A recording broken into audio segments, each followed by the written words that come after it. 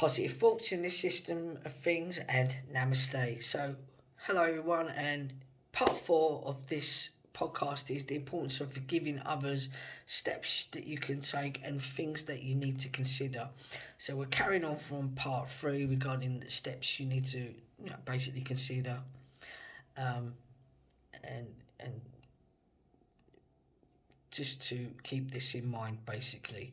So, learning to forgive someone is a process about you.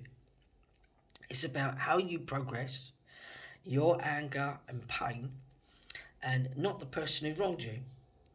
So, a part of the learning process is being able to see the lesson in the situation, and basically, it's about taking responsibility.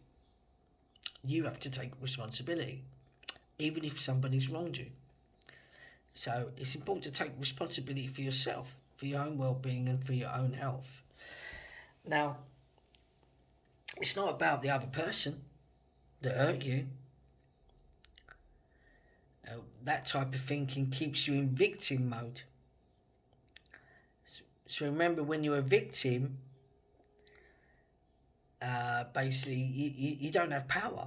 So instead of turning the experience itself into a positive, teachable moment, it's by taking accountability and turning the hurt into a win.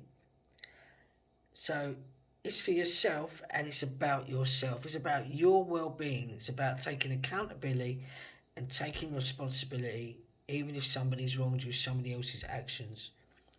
By taking your power back and healing yourself, and not holding on to that pain or grudge or resentment against others, and instead of holding on to it, which can only affect your health and your well-being. So there's a mantra that I do with regards to meditation to heal and purge out, and it's called Ho'oponopono by Dr. Hugh Len. He's very well known all over the world. Um, uh, it's an ancient Hawaiian technique, and it's a meditation that I've used often, which has healed my inner child growing up, anything that's inside of me, which I find many people on the planet, everyone's got a skeleton in their wardrobe, and there may be something that happened in their childhood growing up that may have caused or had an effect on them, with regards to their self-worth, feeling that maybe they're not worthy enough, they're not good enough, they don't value themselves because of that experience or experiences, depending on what they've gone through on their journey. And you know, this is basically, please forgive me, I'm sorry, I love you, thank you. There's another meditation that I do, which I says, I love myself unconditionally and I forgive myself completely. And these meditations are, speaking, asking for permission, should I say, speaking to the inner child. Or they're very powerful. I find with Dr. Hugh Len that he was asked to come and help this organisation that had a mental health unit that was extremely high risk mental health individuals there, and to a point where the nurse was too frightened to even work on the premises, the individuals, staff working there, because they were extremely violent, extremely dangerous. He never visited the mental health unit, he just looked at their files and worked on the Ho'oponopono for 3 years, to a point where the premises was safe enough for some of the individuals to move on in a much more,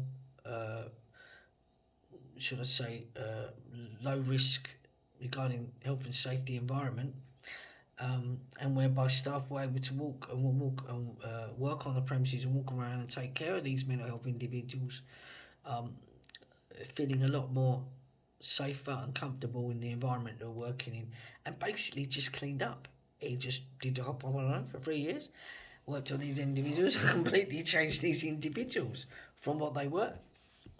So it's a very powerful technique, and it's helped me heal a lot of the baggage and burdens that I've carried around in my life for many years within inside of me. But the thing is, you can't hide it. You know, there is a force, there is a divine, there is a source. Um, you know, you can't lie to yourself. You can't lie to others because, you know, when you're working with spirit, love, spirit is the truth. You can't hide from it. So it's really important to take care of your own individual well-being and take accountability and to heal, even if you feel that others have wronged you. Okay, whether it be your parents or uh, you know, relationships that you've gone through. It's about taking accountability and getting back to who and remembering who you are is the most important thing. Because at the end of the day, you know, we are all divine beings of God and perfectly made by the divine when you're born here. So it's being able to remove any belief systems and basically stepping into your power and taking responsibility. So another thing you need to consider, uh, steps that you can take, is basically time is the essence. Okay, so many people find it really difficult to forgive someone in the heat of a moment, or maybe by letting some time pass, they feel maybe, you know, it's better or easier before you start giving out forgiveness. And many don't want to forgive because you've suppressed it, you know, those feelings on the situation, and feel like it's the right thing to do. And there's many people that go through stages of grief, such as denial, anger, you know, bargaining, depression, and acceptance. Either way, it's a process that none of these stages happen in on a basically linear timeline. So you may feel emotions in any order and cycle back and forth between stages. So processing your thoughts and emotions is a human response to a painful situation, basically. So the danger, though, is it lies in getting stuck at basically one of these emotional stages. I'm going to carry on to part 5 of this podcast, um, talking about again, you know, steps you need to take, things that you need to consider. So I'm going to say bye for now. See you in podcast 5. Love and light, and keep shining.